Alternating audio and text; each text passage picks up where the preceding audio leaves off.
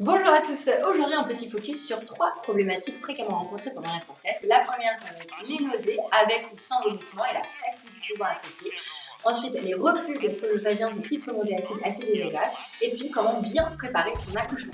Alors, les plantes que je vous préconise en cas de nausée, qu'elles soient ou non accompagnées de vomissement, eh bien, ça va être le gingembre.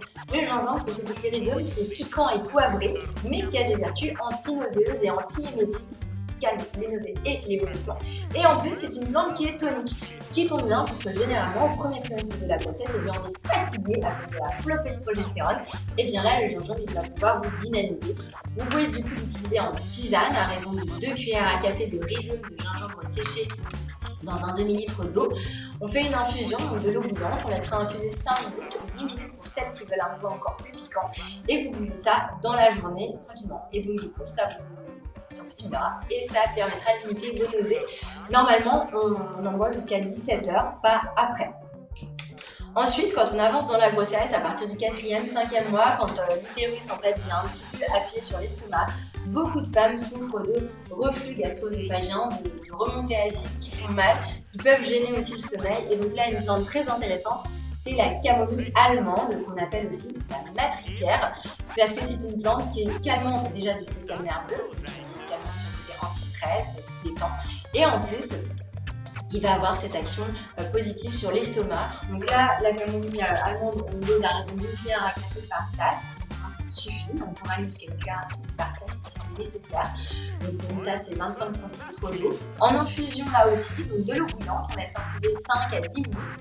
On filtre et on boit une tasse le midi, une tasse le soir en fin de repas, voire à la demande dans la journée si besoin. Et si ce n'était pas suffisant, eh bien, il y a un petit bourgeon en gémothérapie qui est bienvenu. C'est le bourgeon de figuier. Le figuier, c'est le grand ami de l'estomac. Lui aussi, c'est un calmant du système nerveux et il a une action anti-reflux qui du coup apaisera votre estomac sensible.